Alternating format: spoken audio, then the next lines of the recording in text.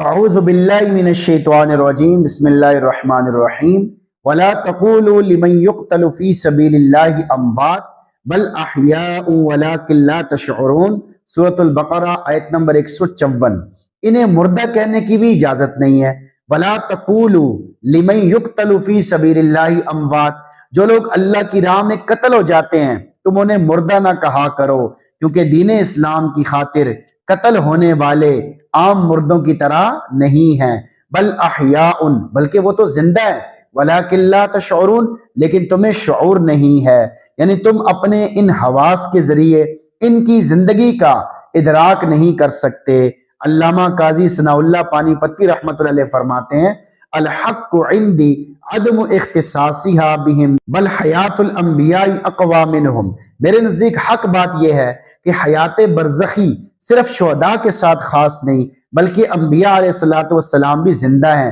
بلکہ ان کی حیات شہداء کی حیات سے بھی زیادہ قوی ہے۔ آیت کا میسج آپ کے نام۔ نمبر 1، کاش بندوں کو راہ خدا میں قتل ہونے کا مقام معلوم ہو جائے۔ اس آیت میں اللہ کی راہ میں جہاد کرنے اور اس میں صبر کا دامن پکڑے رکھنے کی بڑی ترغیب ہے۔ پس اگر بندوں کو یہ معلوم ہو جائے کہ اللہ تعالیٰ کی راہ میں قتل ہونے کا کتنا ثواب ہے تو کوئی شخص بھی جہاد سے پیچھے نہ رہے۔ اللہ کی قسم، اگر انسان کو 1000 جانیں عطا کی گئی ہوں اور وہ ایک ایک کر کے سب جانیں اللہ کی راہ میں قربان کر دے، تب بھی اس اجر عظیم کے مقابلے میں یہ کچھ بھی نہیں۔ اسی لیے شہداء جب اللہ تعالیٰ کے عنایت کردہ اس بہترین جزا اور ثواب کا مشاہدہ کر لیں گے تو دنیا کی طرف لوٹائے جانے کی تمنا کریں گے تاکہ وہ اللہ کے راستے میں بار بار قتل ہوں۔ شہادت ہے مطلوب و مقصود مومن، نہ مال غنیمت نہ کشور کشائی۔ اللہ تعالیٰ نے ہمیں ایک نظریہ دیا ہے۔ اس آیت کریمہ میں اللہ تعالیٰ نے ہمیں ایک نظریہ دیا ہے کہ اگر کوئی آدمی راہ خدا میں لڑتا ہوا جام شہادت نوش کر جائے تو تم انہیں مردہ بھی نہیں کہہ سکتے بلکہ وہ زندہ ہے، مگر اس کی زندگی تمہاری سمجھ میں نہیں آ سکتی۔ برزخی زندگی کے مسئلے کو ہم تھوڑی تفصیل کے ساتھ بیان کرتے ہیں۔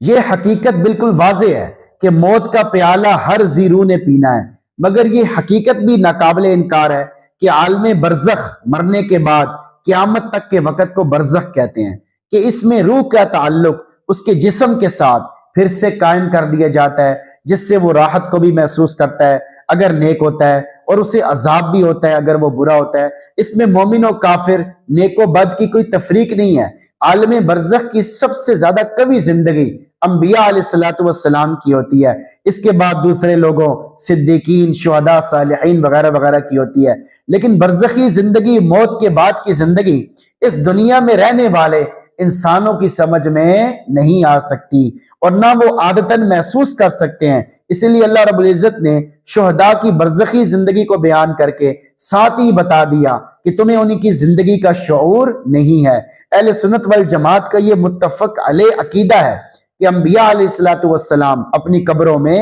زندہ ہیں، مگر چونکہ وہ عالم برزخ ہے لہٰذا عالم برزخ کی زندگی کو دنیا کی زندگی پر قیاس نہیں کیا جا سکتا، جیسا کہ شہداء کے بارے میں اللہ تعالیٰ نے فرمایا کہ تمہیں ان کی زندگی کا شعور نہیں ہے۔ عقلی دلیل، حافظ ابن حجر عسقلانی رحمۃ اللہ علیہ حیات انبیاء پر بحث کرتے ہوئے فرماتے ہیں کہ عقلی طور پر بھی انبیاء کی حیات ثابت ہے، اس لیے کہ شہداء نص قرآن کی روح سے زندہ ہیں اور انبیاء تو شہداء سے بھی اعلیٰ اور افضل ہیں، تو ان کی حیات بھی شہداء سے افضل اور برتر ہوگی۔ نبی اکرم صلی اللہ علیہ وسلم شہید تھے۔ امام اہل سنت حضرت مولانا سرفراز خان صفدر رحمۃ اللہ علیہ لکھتے ہیں کہ حافظ ابن حجر کی عقلی دلیل سے قطع نظر کرتے ہوئے نبی اکرم صلی اللہ علیہ وسلم بھی شہید ہیں، لہٰذا جو حیات شہداء کی منصوص ہے وہ نص قرآنی سے بھی آپ کے لیے ثابت اور متحقق ہے۔ واقعہ یوں ہے کہ یہودیوں نے نبی کریم صلی اللہ علیہ وسلم کی چند دیگر صحابہ کے ساتھ دعوت تیار کی اور بکری کے گوشت میں زہر ڈال کر آپ صلی اللہ علیہ وسلم کو شہید کرنا چاہا۔ چنانچہ آپ کے ساتھیوں نے بھی وہ کھانا ایک ایک دو دو لقمے کھایا اور آپ صلی اللہ علیہ وسلم نے بھی ایک لقمہ مبارک منہ میں ڈالا، اس کا لعاب حلق مبارک سے نیچے پیٹ میں چلا گیا۔ گوشت کی بوٹی نے بول کر کہا حضرت مت کھائیے کیونکہ میں زہر آلود ہوں۔ آپ صلی اللہ علیہ وسلم نے اپنے صحابہ کرام کو فوراً منع کیا، مگر ایک صحابی حضرت بشر ابن برا رضی اللہ عنہ اس سے شہید ہو گئے، اور آپ صلی اللہ علیہ وسلم کو اس زہر سے کافی تکلیف ہوئی، چنانچہ وفات سے کچھ دیر پہلے حضرت عائشہ سے فرمایا، یا عائشہ ما ازال اجد علم الطعام الذي اکلت بخیبر فهذا اوان وجدت انقطاع ابہری من ذالک السم۔ عائشہ میں برابر اس کھانے کے زہر کا اثر پا رہا ہوں جو خیبر میں نے کھایا تھا، سو اس وقت میں ایسا محسوس کر رہا ہوں جیسے میری رگے جان کٹ رہی ہے۔ آپ صلی اللہ علیہ وسلم کی وفات کے وقت اس زہر کا خاصا اثر تھا، اور عالم اسباب میں آپ صلی اللہ علیہ وسلم کی وفات کا سبب وہ زہر ہے، اس لیے آپ صلی اللہ علیہ وسلم بھی شہید ہوئے۔ لہٰذا قرآن کریم میں شہداء کی جو زندگی اور حیات منصوص ہے وہ نبی اکرم صلی اللہ علیہ وسلم کے لیے بھی ثابت ہے۔ شہداء کی حیات بیان کرنے کی وجہ، ایک سوال پیدا ہوتا ہے کہ قرآن کریم نے انبیاء علیہ السلام کی حیات کو چھوڑ کر صرف شہداء کی حیات کو بیان کرنے پہ کیوں اکتفا فرمایا؟ یعنی جیسے یہ بتایا کہ شہداء زندہ ہیں تو ایسے یہ کیوں نہیں بتایا کہ انبیاء زندہ ہیں؟ تو اس کا جواب یہ ہے کہ اگر انبیاء علیہ السلام کی حیات بیان کر دی جاتی تو شہداء کی زندگی شبے میں پڑ جاتی، لوگ کہتے کہ پتہ نہیں وہ زندہ ہیں یا نہیں، اس لیے اللہ رب العزت نے شہداء کی زندگی کو بیان کر دیا، اور اس سے انبیاء علیہ السلام کی حیات خود بخود ثابت ہو گئی کہ جب شہداء زندہ ہیں تو جن انبیاء کے صدقے انہیں یہ مقام ملا ہے تو وہ کیوں زندہ نہیں ہوں گے؟ اس کو ہم یوں بھی سمجھ سکتے ہیں کہ ایک سالک مرید کسی شیخ اللہ والے کی اتباع، اس کی صحبت میں رہ کر مقام ولایت حاصل کر لیتا ہے، یعنی اللہ کا ولی بن جاتا ہے۔ جب اس کی ولایت کو بیان کیا جائے گا تو اس کی شیخ کی ولایت، جس کی برکت سے سالک کو، مرید کو مقام ولایت ملا ہے، خود بخود سمجھ آ جائے گی۔ ففہم و تدبر، اچھی طرح اس بات کو سمجھ لیجئے اور تدبر کیجئے۔ سلطان المحدثین علامہ ملا علی قاری رحمت اللہ علیہ حدیث مبارکہ کی تشریح کرتے ہوئے لکھتے ہیں، فَإِنَّ الْأَنْبِيَاءَ فِي قُبُورِهِمْ أَحْيَاءٌ، بے شک انبیاء علیہ السلام اپنی قبروں میں زندہ ہیں۔ فقیہ النفس حضرت مولانا رشید احمد گنگوئی رحمت اللہ علیہ لکھتے ہیں، قبر کے پاس انبیاء علیہ السلام کے سننے میں کسی کو بھی اختلاف نہیں ہے۔ نواب قطب الدین خان صاحب رحمت اللہ علیہ لکھتے ہیں کہ زندہ ہیں انبیاء کرام علیہ السلام قبروں میں، یہ مسئلہ متفق علیہ ہے، کسی کا اس میں اختلاف نہیں ہے کہ حیات ان کو وہاں حقیقی جسمانی دنیا کی سی ہے۔ نمبر 4، شیخ عبدالحق محدث دہلوی رحمت اللہ علیہ لکھتے ہیں کہ حیات الانبیاء متفق علیہ ہیچ کس را درو خلاف نیست، انبیاء علیہ السلام کی حیات کا مسئلہ متفق علیہ ہے، اس میں کسی کا کوئی اختلاف نہیں ہے۔ علامہ سخاوی رحمت اللہ علیہ لکھتے ہیں، نحن نؤمن ونصدق بأنه صلی اللہ علیہ وآلہ وسلم حتی یرزق فی قبرہ وإن جسدہ الشریف